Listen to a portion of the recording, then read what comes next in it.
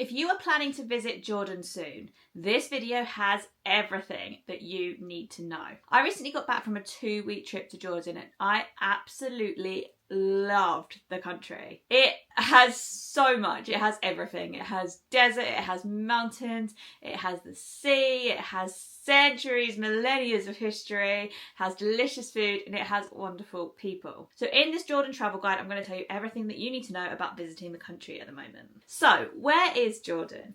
Jordan is a country in the Middle East. Its position has meant it has been kind of a crossroads of civilizations, literally for millennia. The King's Highway, which is still one of the highways that goes through the country, is the oldest road in the world. It dates back 5,000 years. So you can already get a sense for how rich the history is. Jordan borders Saudi Arabia, Iraq, Syria, Israel and Palestine. We're going to talk a bit more about its position later on in the video and what that means for Jordan. I do want to stress, despite the awful things that are going on, especially in West Bank and in some of the other countries as well, Jordan still remained safe and welcoming to visitors. Jordan is a kingdom. It is called the Hashemite Kingdom of Jordan. Hashemites are the family who rule Jordan, and King Abdullah, who is the current king of the country, is a descendant of the Prophet Muhammad, I believe. Jordan's actually quite a small country, but it is really packed with attractions, and it is so diverse because of the different terrains and the different altitudes. There is so much here, so you can actually very quickly drive like between climatic zones or between like completely different landscapes, like in the space of like an hour. So let's start off this Jordan travel guide talking about getting to Jordan. Getting to Jordan is actually really easy, especially if you're coming from London, because Wizz Air fly there. So it's one of the longer Wizz Air flights. So my recommendation is to make sure you don't have a middle seat. But it takes about 4.5 to 5 hours, and we got tickets from, I think it was £60 each way. Then we did pay extra to have a bag as well. If you don't want to fly Wizz Air, and I don't blame you, then British Airways and lots of other European airlines also fly there, along with airlines like Emirates, Etihad, and the Jordanian airline is called Royal Jordanian, and they fly to destinations around the Middle East and Europe, and they do fly to London as well. If you're coming from further afield, you'll probably need to change planes in, for example, Dubai or somewhere in Europe. Most nationalities do need a visa to enter Jordan, but it is a visa on arrival, which makes it a lot easier. But this is one of the most important things that I'm going to tell you. If you are visiting Jordan and you're going to Petra and other attractions and you need a visa on arrival, get a Jordan pass before you enter. This can take up to 3 days, so I would recommend applying for it around 3 days before you travel. Usually it is credited instantly, however. And this is basically a pass that will get you into Petra and 40 other attractions. It will get you a ride on the Hejaz Railway, which is something that I definitely recommend that you do. And it also waives the visa fee. So the Jordan pass is 70 to 80 Jordanian dinar. It costs 40 Jordanian dinar just for the visa. And to visit Petra just for 1 day, it costs 50 dinar. So you've already more than made your money back without going to any other attractions. So make sure that you get the Jordan pass, but you do need to get it before you enter the country. Most tourists to Jordan arrive into Amman Airport. It's quite an easy airport to navigate. So you land, you go through to get your visa, and then you go through immigration. This can take a bit of a while, so I would recommend allowing plenty of time if you've got like anything else to do after you leave the airport.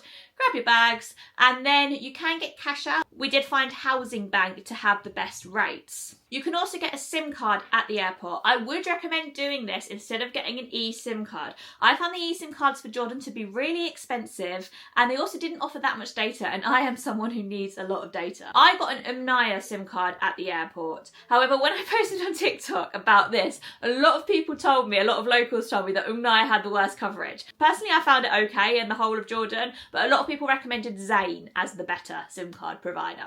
So you can get either one at the airport. We did have a little look on Uber as we left the airport, but actually we found it cheaper to get an airport taxi. So there's a little kiosk just outside of Amman Airport, and you can go there, order your taxi, tell them where you want to go, and then you can pay on card, and then the taxi will just take you wherever.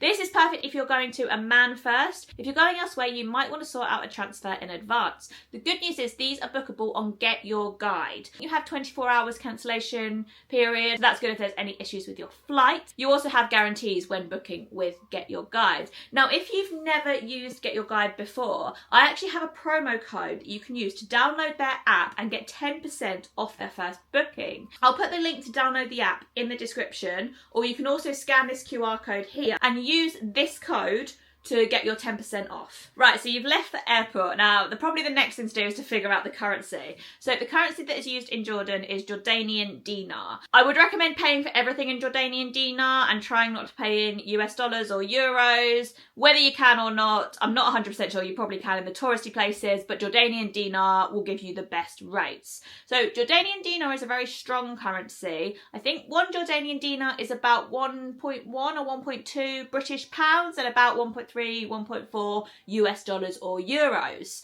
So do bear that in mind, that everything you see in Jordanian dinar, it will be slightly more if you're used to paying in GBP, US or euro. Jordan isn't the cheapest destination in the world, but it's also not ridiculously unaffordable. When we arrived, we stayed in Nomad's hotel in Amman. This is kind of like a hostel style hotel. It's very social, there's like stuff going on downstairs quite a lot, but it mainly has private rooms. And we paid about 35 Jordanian dinar per night between the two of us, and that did also include breakfast. But it can go up. You can get hotels for sort of 150 Jordanian dinar a night if you want luxury. But generally, if you're trying to travel on a budget, I'd say budget around 30 to 50 Jordanian dinar per night for a hotel room. Obviously, if you're traveling as two of you, that can be shared. Food-wise, street food is very cheap, and you will find restaurants like in Amman that are very cheap, like the very local restaurants. So, for example, we got falafel sandwiches for 0.6 Jordanian dinar each. We got this whole spread of like dips and falafel and bread, and I think we got 2 teas as well, and that came to just over 6 Jordanian dinar for everything for two of us. So you can definitely get some good deals. If you're going somewhere a bit more high-end or somewhere more touristy, then it might be more like 20 dinar per person. Alcohol is also quite expensive because it's heavily taxed. You can drink in Amman and in other cities. You can't be drunk on the street, I think. There is wine tasting available in Amman, and there are also off licenses. Like 6% of Jordan's population is Christian. It's not a dry country by any means, but it will be more expensive to do so. From an off license, I think you're looking at about 2 or 3 Jordanian dinar for a beer. When we went to one rooftop bar, we ended up spending 68 Jordanian dinar, and that was for 3 like little plates of food. And I had 3 cocktails, and my partner had maybe 5 beers, which were like just under a pint. Do with that information what you want. Tours wise, these can be a bit pricey, especially if they include transport. They can be around 60 to 80 Jordanian dinar per person. If you just have local guides kind of on the ground, they can be a bit cheaper. But like, for example, in Petra, we paid 50 Jordanian dinar for a guide. That was between 2. We got a lot of information, so we did think it was worth doing. Transport-wise, if you're getting the jet buses, which are the long-distance coaches, these cost, for example, 10 dinar for the 4-hour journey from Amman to Petra. Local buses will be a lot cheaper, but they will be a bit more difficult to work out how to go on them. We rented a car, which included insurance, for just over 40 dinar per day. Petrol is very cheap, and you actually don't need to fill up that much because you're not driving huge distances. On that note, let's talk about getting around the country. So I was a bit nervous about hiring a car originally, but I would actually recommend doing it now. So we went with Monte Carlo Rent-A-Car, and we actually rented from Amman airport. So we spent a few days in Amman, and then we took an Uber to their airport branch just so we didn't have to drive in Amman. I've done a whole video about driving in Jordan, so I won't go into it too much here. It is manageable, but there are some things that you do have to get used to. There is a lot of horns, there's a lot of random speed bumps in very random places, and you might find that you're cut up quite a lot. But it isn't too bad because there are actually very few cars on the road in Jordan. We did get used to it quite quickly. I definitely recommend Monte Carlo. We had one small issue, which was just our tyre went flat, which can happen anywhere. And they were very quick to respond. They were extremely helpful, and yeah, we basically got it resolved really, really quickly. All of their details will be in the description. If you're getting around Amman, beware that it is very hilly. However, Uber works really well, and it's relatively affordable. Getting across town will cost you maybe 4 Jordanian dinar, and for shorter trips it will cost maybe like 2 Jordanian dinar, so it's not too expensive. Let's talk a little bit about Jordanian history. So it is one of the oldest inhabited regions in the world. If you explore the country thoroughly, you will go to a few biblical sites, including Mount Nebo and Jesus' baptism site, which is Bethany beyond the Jordan. It has had loads of influence from different groups over the millennia. So the Nabateans are the group that built Petra, the Romans were there, the Assyrians were there, the Umayyads were there. Islam came from Saudi Arabia and it has been an Islamic country since then. It also had a period of time under the Ottomans and it was also a British protectorate. But it became the Hashemite Kingdom of Jordan, an independent nation, in 1946. So nowadays it has Islamic Arab culture, similar to in other countries in the Middle East. Although, as I mentioned before, 6% of the country is Christian, and if you go to the city of Madaba, around 20% of the population there are Christian. It is generally quite traditional when it comes to things like dress code, and I mentioned alcohol consumption before. So, for example, alcohol is available in select places, but it's not widely available on like every restaurant menu. Usually you'll find tea or juice instead of alcoholic drink. Dress code wise, I would recommend erring on the side of modesty. So because it was February when I was there, I was wearing these sort of clothes anyway. But even in the summer, I would have made sure that I covered my knees and covered my shoulders. You don't need to cover your hair unless you are in a mosque or an Orthodox church. Lots of women do wear hijabs in Jordan, but not every Jordanian woman does. For men, it is recommended that you don't wear shorts outside of the touristy areas. So in the Dead Sea, Wadi Rum and around Petra, you'll be fine. But if you're in the more traditional areas, it's recommended that you wear trousers. If you're visiting during Ramadan, you might find that restaurants are closed in the middle of the day. Tourist sites shouldn't be affected, but you might find that some have reduced hours. However, it is a lovely time to visit the Middle East and Arab and Muslim countries because it has a real sense of community in the air, and iftar is a really wonderful thing to experience. We experienced it in Cairo a few years ago, and it was a really special celebration. Jordanian people are so friendly and so welcoming and so hospitable. That's a big thing in Arab culture, and honestly they will want to make you feel right at home. We were welcomed to Jordan continuously throughout our trip. People really went out of their way to make sure that we felt happy and safe in their country. Just want to say shukran to every Jordanian who helped us when we were there, because it was absolutely lovely, and that is really what I remember about Jordan. I remember it being such a welcoming, friendly place. That brings me on to the next thing I'm going to talk about, which is safety. Again, I have recorded a whole video about this, so I won't go into this too much, but largely I just want to say Jordan is safe. Jordan feels much safer than a lot of countries I've visited, including in Europe, North America. The people are so nice and so helpful and go out of their way to make sure that tourists are happy and feel safe in their country. And even walking around Amman with like my phone out and everything, I didn't feel concerned about it. Obviously, it is important to always have your wits about you wherever you are in the world, but generally Jordan street safety felt so much safer than a lot of cities I've been to recently. Obviously, its position in the Middle East and particularly its border with Palestine and Israel does make a lot of people question whether it is secure, like a secure country to visit. Jordan is a secure country and it has been for quite a long time. There has obviously been a lot of horrific things going on in West Bank and previously in Syria and in Iraq, but these issues haven't spilled over into Jordan. Jordan is safe. So I do just want to stress that I felt completely safe, even being very close to the borders. I never once felt at risk or anything. That is the report of pretty much every traveller who's been there in the last few years. Arabic is the first language in Jordan, but English is quite widely spoken, especially in Amman. Locals do really appreciate it if you say a few words in Arabic to them. So for example, Assalamu alaikum is may peace be upon you, and that is the main greeting, or you can also say Mahaba. Shukran means thank you, so those are the most important ones to remember. Habibi is brother, or Habibti is sister. Yalla is go. What else? Kaifa halik is how are you? I think that's right, Kaifa halik.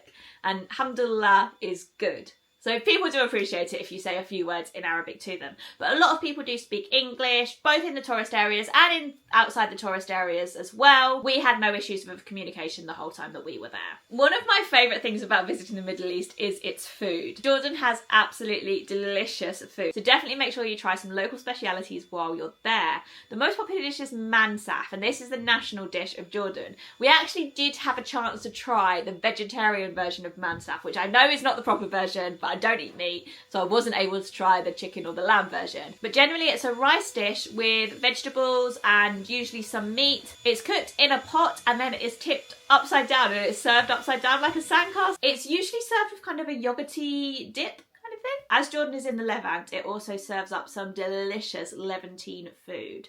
So we're talking hummus, mutabal, flatbread, falafel, fool, which is like a bean dish. Honestly, it's so good. Like, oh, I miss that food so much. I remember on the last day I had 3 falafel wraps, one for breakfast, one for lunch, one for dinner, and it was amazing. To really get to grips with Jordanian food, I would recommend doing a food tour in Amman. So we did this on our first day in the country and it was excellent. We went to so many cool food spots and our guide Omar showed us around, literally around the whole city, gave us a really good insight into Jordan, and yeah, it was just a fantastic introduction to the country. So his company is called 3J Expeditions. I will leave all his details in the description so you can get through to that, and I highly recommend his tours. I'll finish this off by talking about our route in Jordan, everywhere we went, and my thoughts on this. So initially, we landed and we went to Amman. We spent 4 nights in Amman. We did the food tour one day. Next day we went to the Citadel and then we went to the Roman Theatre. There is literally a Roman theatre in the middle of Amman. Like, it's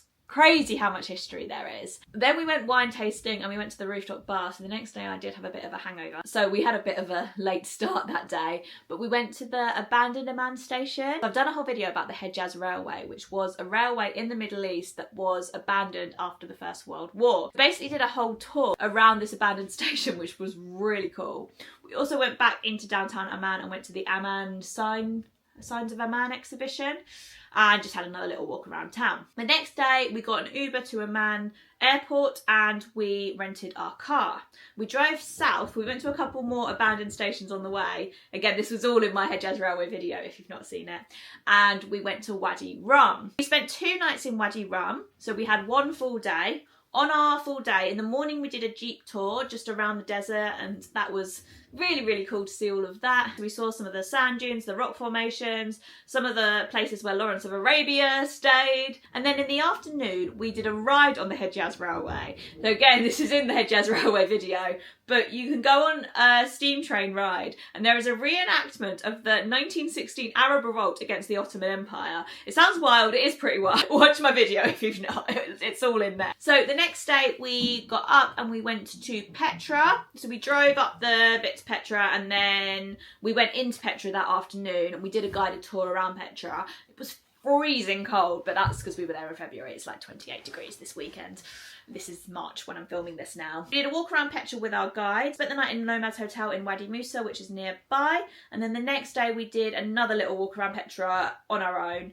Then we got in the car and we drove up the King's Highway. So this is the road I mentioned before, which is the oldest road in the world. It's 5,000 years old, and we drove up to Madaba. This is the long way. They don't recommend you go this way. They recommend you take the other highway, which is the desert highway, which is a lot quicker, but this is arguably the more interesting route. So it goes past castles like Karat Castle and through little villages, and also it goes over this place called the Grand Canyon, which is another Grand Canyon, and yeah, up and down hills and mountains as well. It's an interesting road, but it does take quite a bit longer. We spent 2 nights in Madaba, and the day that we were there, we did a tour with a guide that we arranged through our hotel. Saw all the churches in Madaba, saw all the mosaics that it's famous for, and also ate at a really good restaurant. Again, all the recommendations will be in the description. I'm going to write a full blog post with our Jordan itinerary, so that will be linked in the description, so you can click through to that and you can see all our recommendations and click through and see everything you need there. From Madaba, we got in the car and drove to Azraq.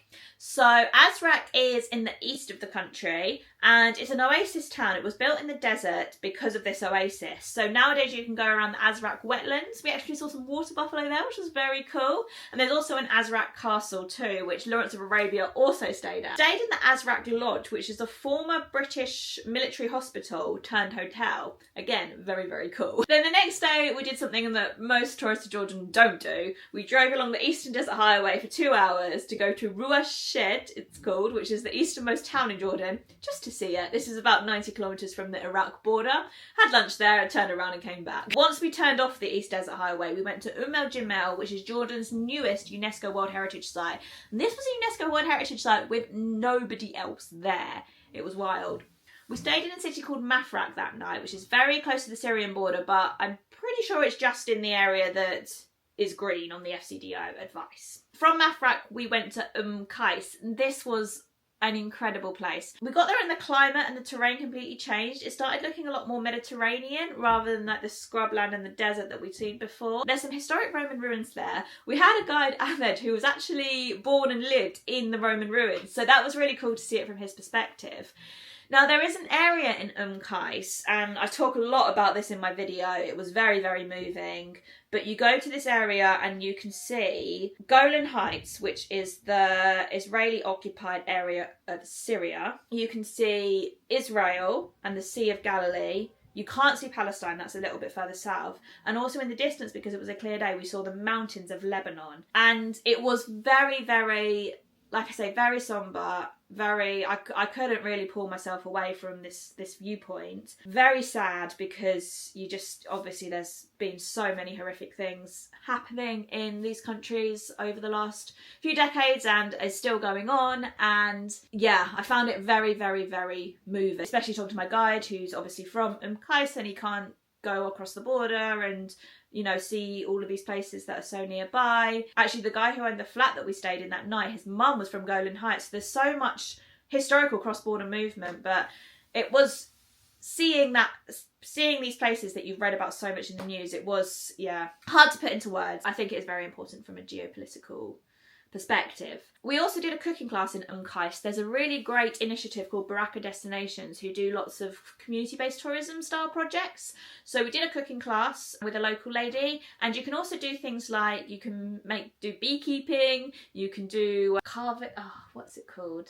You can do carving, you can do some like Roman style carving. You can also make traditional kefiers, I think they're called. There's so much there. If I go back to Jordan, I'd like to go up there and stay for a few days. You can also do hiking and camping in that area as well. Then we got back in the car and drove to our last stop, which was the Dead Sea. So we spent 2 nights in a resort on the Dead Sea. We stayed at the Hilton. We went to Bethany beyond the Jordan on the way. And then we also got in the car and drove down the Dead Sea and then back up the Dead Sea just to see the Dead Sea, really. And we went in the Dead Sea at our hotel.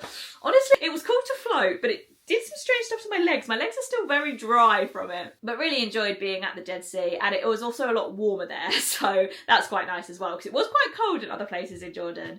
Then we sadly packed up and went to the airport. We did go to Mount Nebo on the way. So that was our Jordan itinerary. The only things that we missed were Jerash, which is an ancient Roman site north of Amman, which is quite popular, and Aqaba. And the reason we didn't go to Aqaba, this is a resort town on the Dead Sea, was because if we did go, we knew we wanted to dive and we didn't really have time to dive. The scuba diving is meant to be really good there because obviously it's part of the Red Sea. So I guess those will have to wait for another time. I think that brings me to the end of this video. If you've got any more questions about travel in Jordan, please do drop me a comment and I will try my best to answer them all. I've literally filmed so many videos and vlogs about Jordan. I came back with, I think, about 30 hours of footage to sift through. So if you've not checked them all out, please do. I've got a whole playlist with all of my vlogs. They should be all live now, but if they're not, they will be live very, very soon. So if you're sticking around, I recommend checking out one of these 2 videos, but there is more as well. So thank you so much for watching and I hope I'll see you next time.